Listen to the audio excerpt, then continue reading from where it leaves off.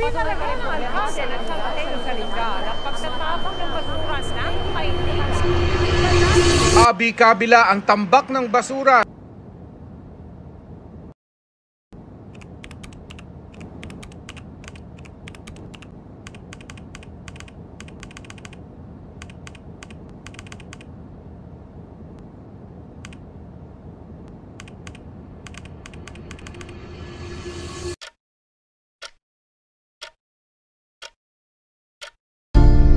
Suffering. People are dying. Entire ecosystems are collapsing. We are in the beginning of a mass extinction, and all you can talk about is money and fairy tales of eternal economic growth. How dare you!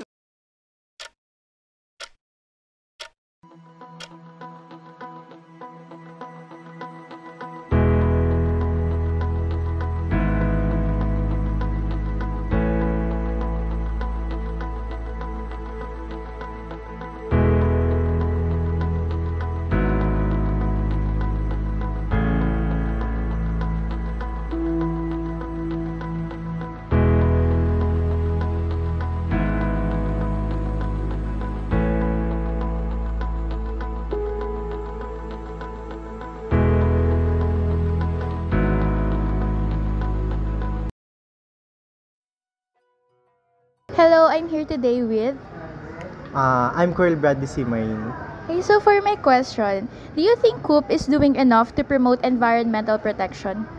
Yes po. Kasi nakikita ko naman dito sa WOOP, mas konti po yung mga nagkakalat po na basura dahil po naglalagay sila ng mga basurahan sa bawat sulok ng school natin. So, mas na-encourage yung mga students na kesyo magtapon dito, tapon doon na lang, tapon na sa tamang basurahan. So, I think the WOOP is doing well, keeping the environment in the WOOP clean and of course, avoiding the pollution that's caused by the waste. Yun lang po. Thank you. I'm here today with Aya. Okay, so my question is, do you think protecting the environment is important? Why or why not?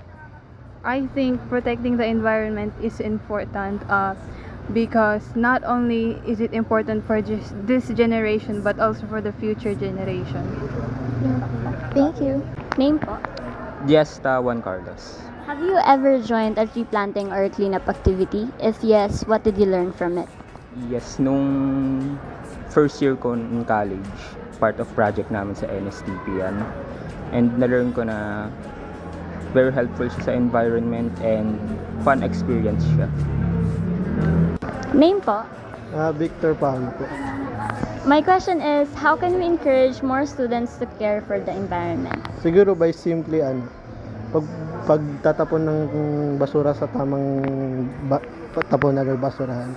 So we can alleviate like flooding sa mga flood-prone areas. Thank you po. Name po? Kyla po. My question is, what environmental problem do you notice most here in Cabanatuan City? A lot of plastic waste, because if you can see, there's a lot of plastic cups, plates, and bottles.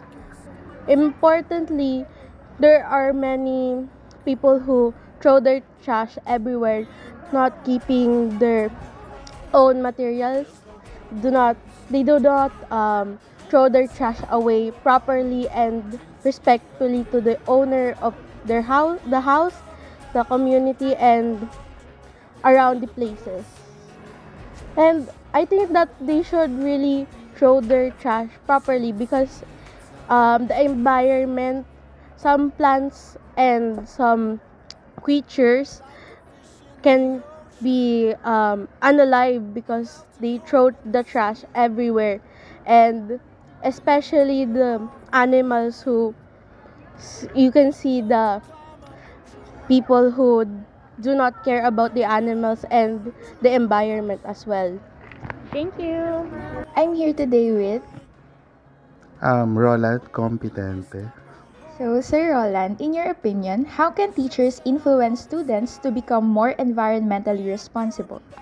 I think the best way to influence the students as a teacher is, of course, to teach them the different things on how to love their environment, such as the effect of global warming, proper waste disposal, and everything about how to take care of the environment. Thank you po, sir.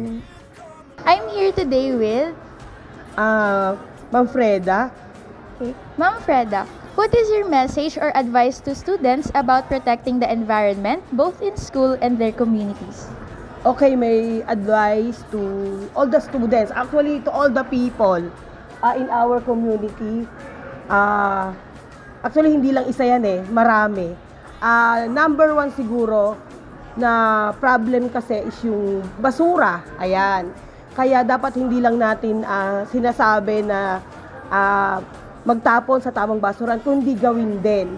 Siguro yun yung lagi ko i-advise sa mga students na hawak ko, na alam na natin na dapat magtapon sa tamang basurahan, pero dapat gagawin natin yon para maiwasan natin yung pollution na dulot sa basura.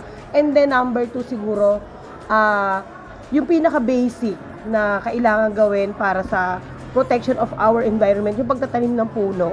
And sabi ko nga, umpisahan natin sa bakuran natin. Kasi minsan ang reklamo, ma'am, wala naman po kasing place. Tapos medyo mahirap kumilos ngayon di ba? Pero umpisahan natin doon sa bakuran natin. Sabi ko nga magtanim lang kayo halimbawa ng mga halaman, o kung gusto yung mga gulay, example yung eggplant, di ba? Malaki kasi maitutulong nun.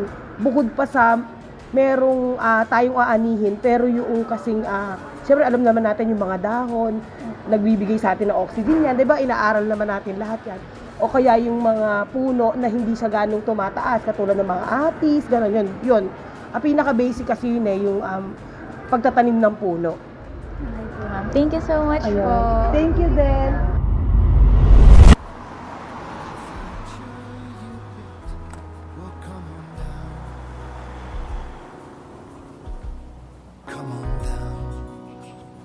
We're coming down to the ground. There's no better place to go. We got snow upon the mountains. We got rivers down below.